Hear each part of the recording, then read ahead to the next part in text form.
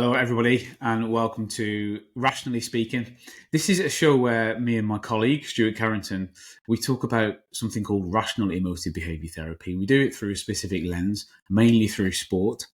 So what we're going to do in what we cover here is show you videos, bits of text, sometimes quotes and stories from people in the sporting world, probably, usually, and sort of break it down using this idea of rational emotive behaviour therapy. Over to you, Stu. Thanks, Martin. As Martin has said, my name is Stu, and I'm currently one of Martin's PhD students. I'm also a subject lead at St Mary's University, looking at sports coaching science. And REBT is an approach that I kind of particularly endorse and subscribe to.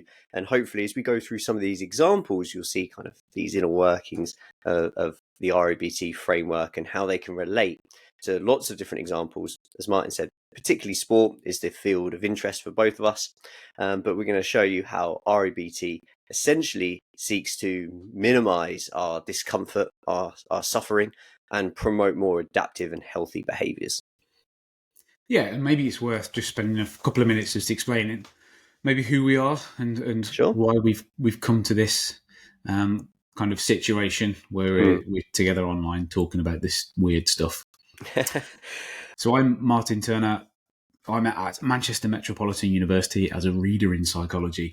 By trade, I'm a sport and exercise psychologist, and I've worked with athletes, businesses, military, performance groups that you would consider to be performance groups in the broad, broad idea of performance, I suppose.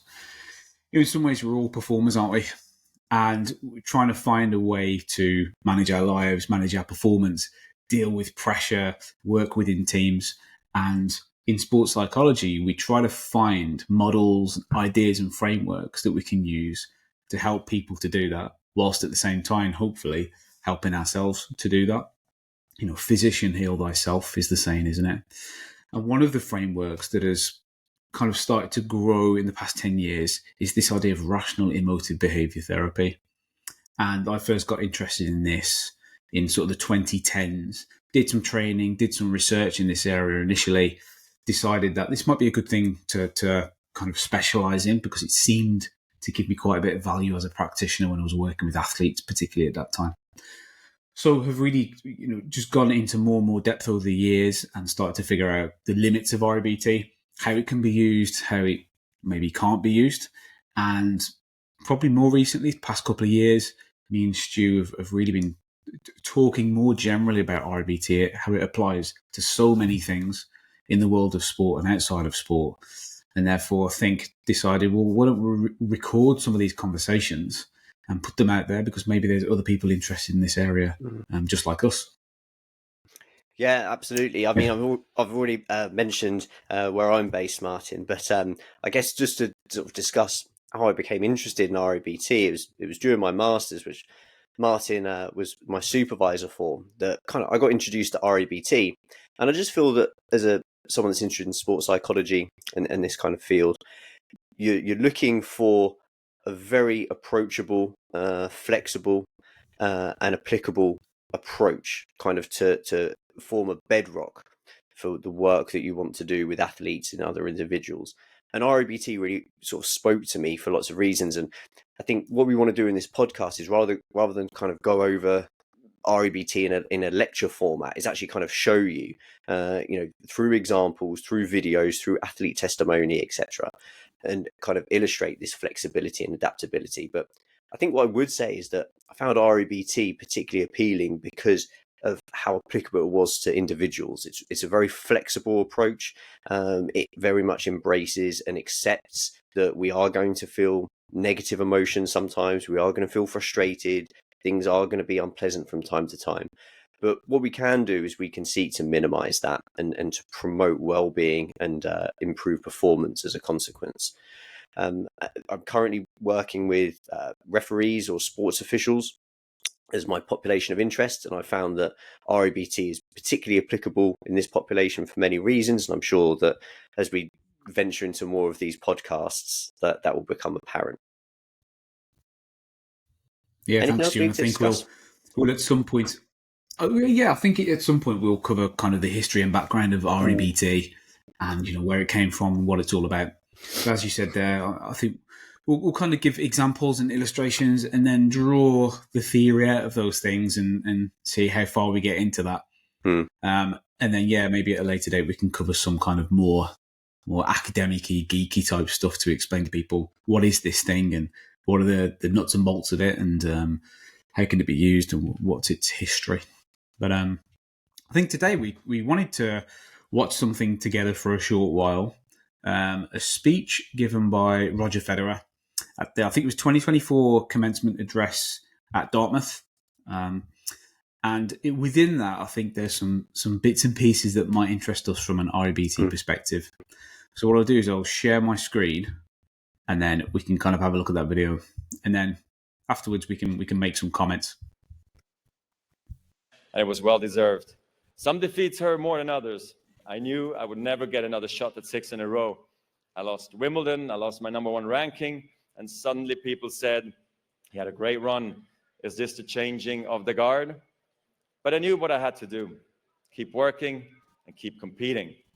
In tennis, perfection is impossible. In the 1,526 singles matches I played in my career, I won almost 80% of those matches. Now, I have a question for you. What percentage of points do you think I won in those matches? Only 54%. In other words, even top-ranked tennis players win barely more than half of the points they play. When you lose every second point on average, you learn not to dwell on every shot. You teach yourself to think, okay, I double faulted, it's only a point. Okay, I came to the net and I got passed again, it's only a point. Even a great shot, an overhead backhand smash that ends up on ESPN's top 10 playlist, that too is just a point. So here's why I'm telling you this. When you're playing a point, it has to be the most important thing in the world, and it is. But when it's behind you, it's behind you. This mindset is really crucial because it frees you to fully commit to the next point and the next point after that with intensity, clarity, and focus.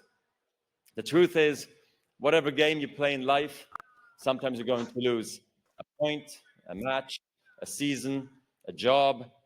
It's a roller coaster with many ups and downs. And it's natural when you're down to doubt yourself and to feel sorry for yourself. And by the way, your opponents have self-doubt too. Don't ever forget that. But negative energy is wasted energy. Yeah, it's only a point is one of the key things that you kind of take from that. He repeats that a couple of times. What do you think, Stu? Initially, what's your kind of gut reaction to that kind of his way of thinking there? So 2 things jumped out for me. So the first one about talking, it's only a point. I think this is about acceptance. So accepting that when we do good things and as human beings, we're going to do wonderful things and achieve wonderful things.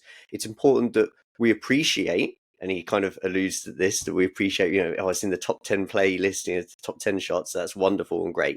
But it's only a point. But then the second aspect is, well, sometimes we're going to lose those points. So almost half, and none of us are going to be as good as Roger Federer, so we're probably going to lose half the points we play. That this is just a point too. So bad things are going to happen. We're going to face adversity, and that kind of aspect of adversity is something that jumps out with REBT, and that's simply that bad things or undesirable things are going to happen. So we need to prepare ourselves for that. So I guess my point here would be that REBT is a wonderful way of preparing ourselves for inevitable adversity, as opposed to this, something bad happened, now I have to react to it. We can almost arm ourselves beforehand to face inevitable adversity, as all sports people are, even those as great as Roger Federer. So how through REBT then, how would one arm oneself, given what you've said there, that bad things happening are inevitable? In REBT, we call it adversity. It's inevitable that I face a failure, mistakes, problems, issues, pain. Given that I know that's the case, that's factually true, then what is it about REBT that can arm ourselves, and how do you think Federer was arming himself there. How does that relate, do you think? Well, I think when we look at the REBT framework, we've got two kind of points that will influence that adversity or feed into that. So the first one is the goals that we set. So this is why I think goal setting is particularly important in REBT. So here, Federer was speaking about how, his run had come to an end. And then he says, but I knew what I had to do. I had to carry on working hard and trying to improve. I think this sort of relates to virtuous living, like trying to do the right thing. So he's looking at a process rather than an outcome. So his goal wasn't, right, now I have to win Wimbledon or I have to win the US Open to get my number one ranking back. So he's not looking at these kind of really rigid, absolute goals, outcome goals. He's looking at a process. And this relates to the other aspect that feeds into adversity, which is our beliefs. So our beliefs are irrational if they're very rigid, very robust. I have to, I should, I must. Whereas Federer seems to be alluding to this preference of, okay, so I would like my number one ranking back. To do this, I'm going to show these adaptive behaviors. So by having these preferences, we can arm ourselves against adversity, accepting that it's going to happen. That doesn't mean we like it, doesn't mean we condone it. He probably wants to win all the points that he has. He probably doesn't want to double fault from time to time, but he accepts that as a fallible human being, regardless of how great he is, he's going to make mistakes. Adversity is going to happen. And then he can arm himself against that by promoting more adaptive responses, by kind of endorsing a process and endorsing preferences around what he actually wants to achieve. I wonder what your thoughts are on that, Martin. I think that so he has this realistic idea that nobody's perfect. Okay, so that's factually the case. He also accepts that he's going to fail, make mistakes, not win every point that he plays. Okay, so he accepts that there is going to be some adversity. For me, the fortification against those issues comes with his mentality of it's just a point. So what he's doing there is gaining perspective, and he's actually de-escalating the badness of losing those points. So another approach might be that losing a point is terrible and awful and it's the end of the world and I can't stand it and it means I'm stupid and I'm an idiot and I'm a failure. Now, Federer's not doing that, is he? Even though these points are super important, he's on the world stage and he might want to win every point. He recognises that when he doesn't win that point, that it's okay. It's part of the process, it's part of the game, it's just a point. So for me, that feels like it's reactive, but it's not reactive, it's proactive. Because he knows that when bad things happen, he's got this mentality that's, okay, well, it's just a point. It's gone, it's in the past. We move on to the next thing and the next thing. And I think that's a liberating thing for athletes to come across. And I think it's something that athletes either realise themselves through iterative failure and experiences, or they might come across some education or a coach or somebody has kind of helped them, instructed them in that mindset, So for me, the fortification comes from perspective taking. Let me put this point in perspective. It's actually not that, it's not that big a deal. It's just a point. Okay, we move on. So I think it comes from that kind of gaining perspective. It comes from the acceptance of reality. Okay, I lost that point. Rather than doom and gloom and I'm an idiot and I'm a failure and unwilling to accept that reality. Now in REBT, we have this idea of acceptance, but it's not a passive acceptance. It's not passively rolling over or laying down and just saying, well, I've lost and that's me done. It's more of an active acceptance of reality. So I've lost that. That didn't go well for me. Active acceptance of reality. I also actively accept that probably happened because I'm not perfect.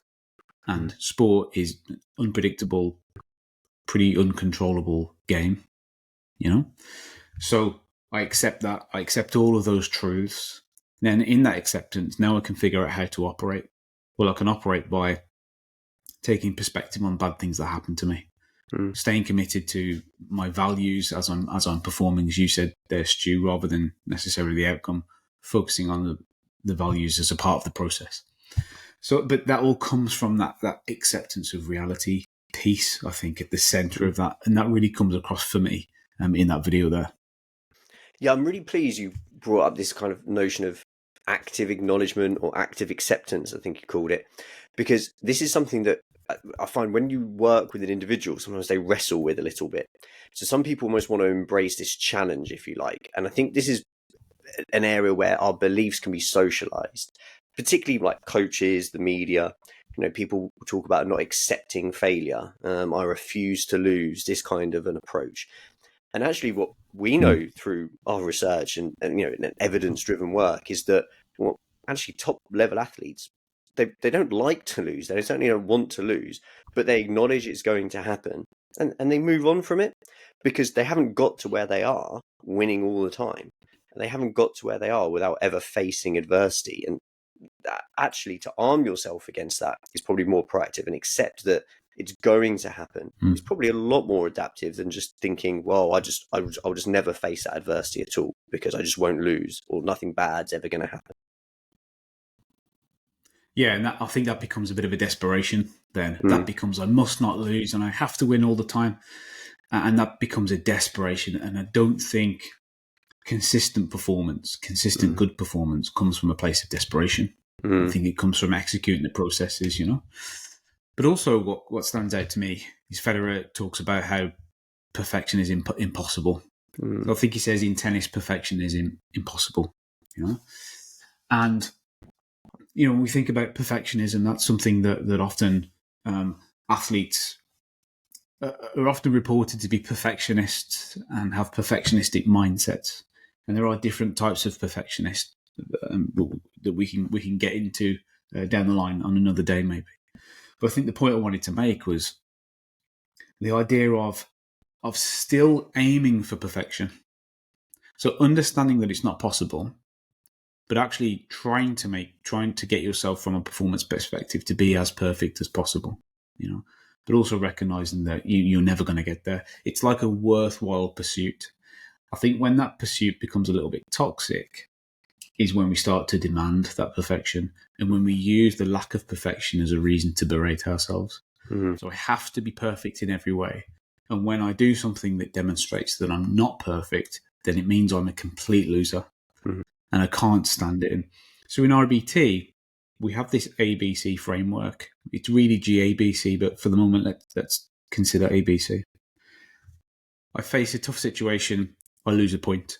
Now in REBT, what we say is it's not that itself which then causes me to spiral and become frustrated and angry and completely lose it, or become so anxious about the next point that I can hardly play. It's how we process that adversity. It's our beliefs. And what we've found over the years and within REBT, it's those extreme rigid mindsets, those extreme rigid beliefs that tend to lead to those problematic outcomes. As Stu alluded to, the demands, I must win this next point, I have to. And I think one of the interesting things about what Federer says there is the next point is the most important thing in the world. And then it's gone and then it isn't. It doesn't mean anything after that.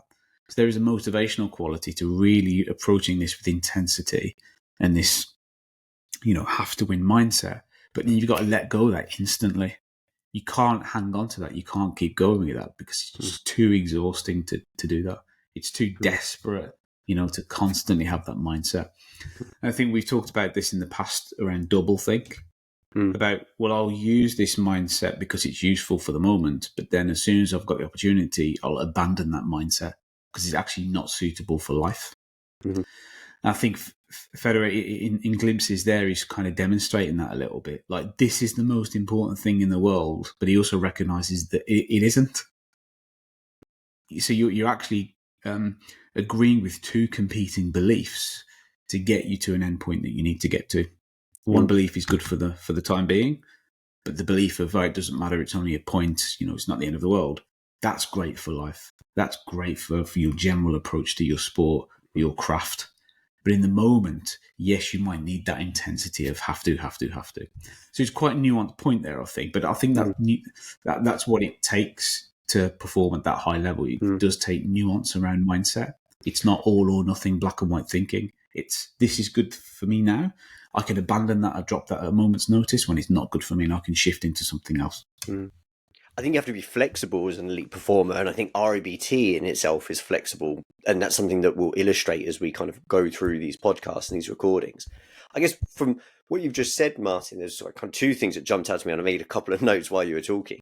So the first, as you said, well, this mindset or this attitude might help me now, like for this point, but now that point's over, I need to jettison it. I need to kind of get rid of this. So when we talk about what irrational thinking is, I think it's important to add that there are kind of defined criteria around what might lead someone to be irrational, and one of those is utility or pragmatism. So is this belief helping you?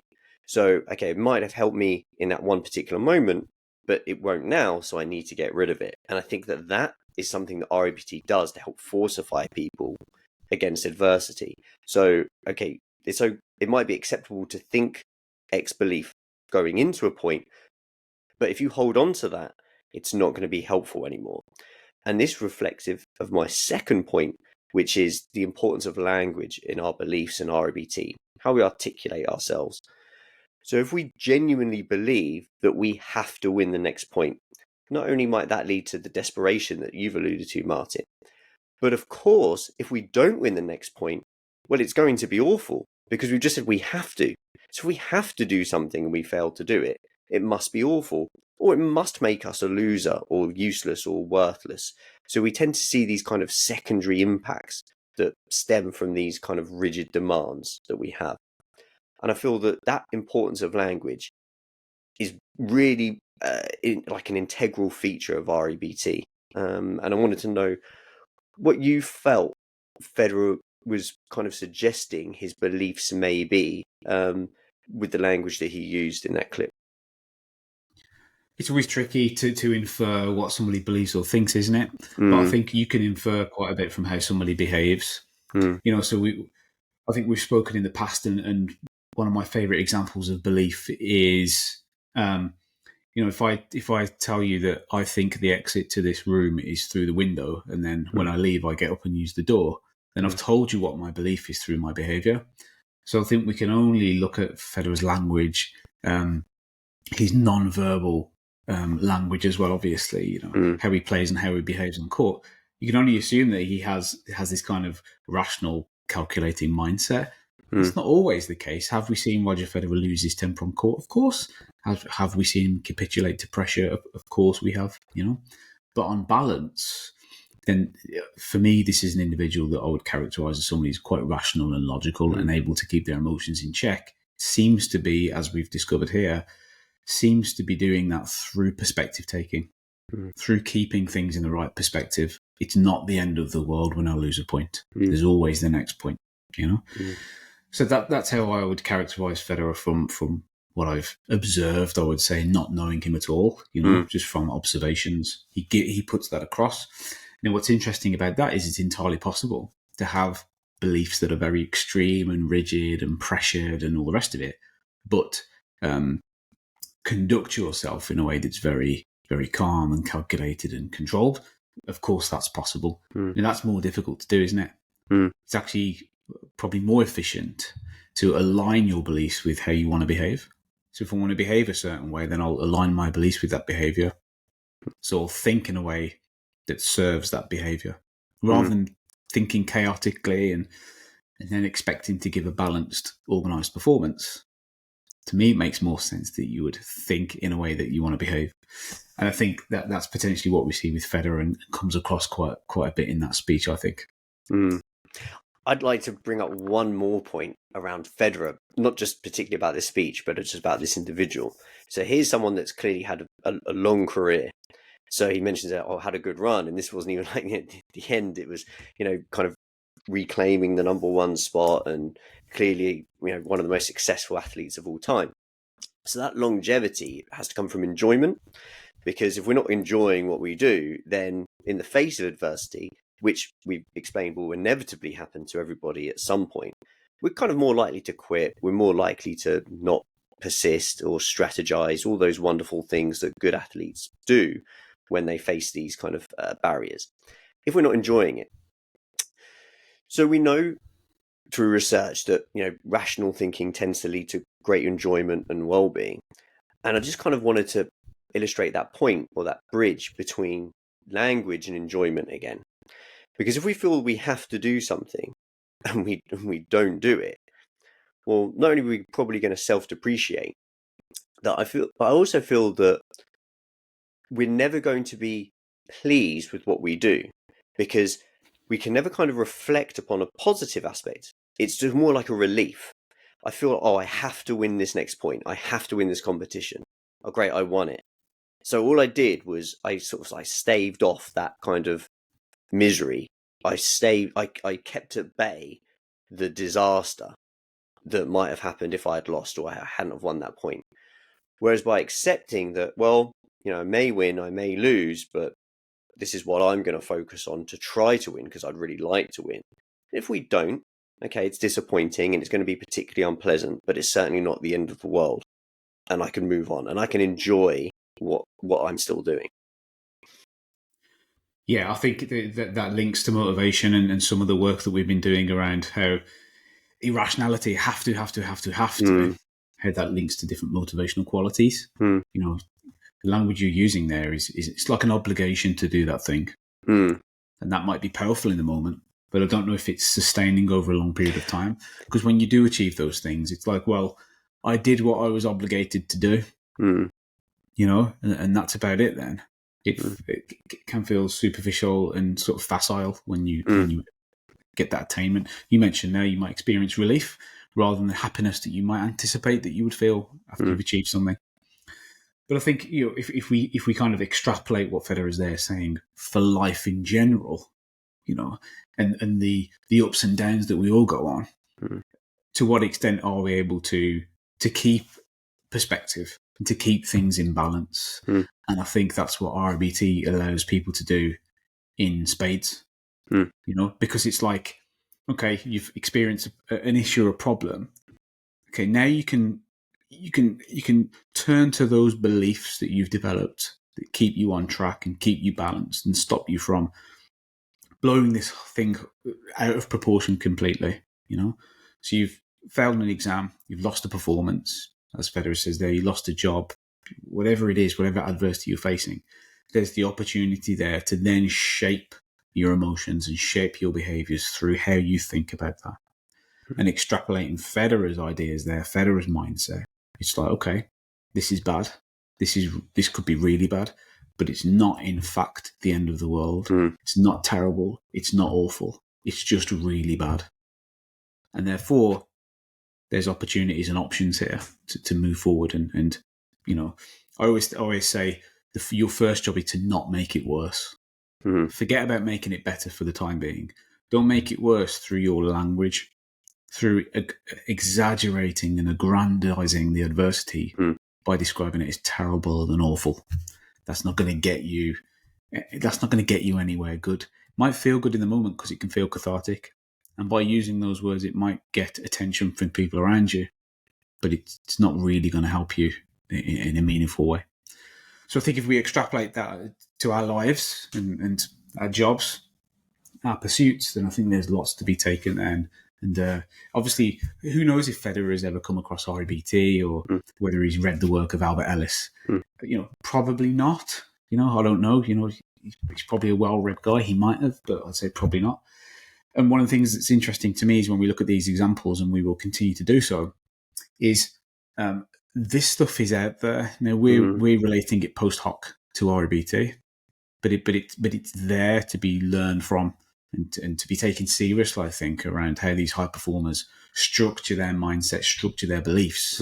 Yes, we have a theory in the background that we're relating this to, but they're just there in the world doing it, and I think that's really interesting. So the more that we can do that, hopefully it's kind of interesting to us and our audience.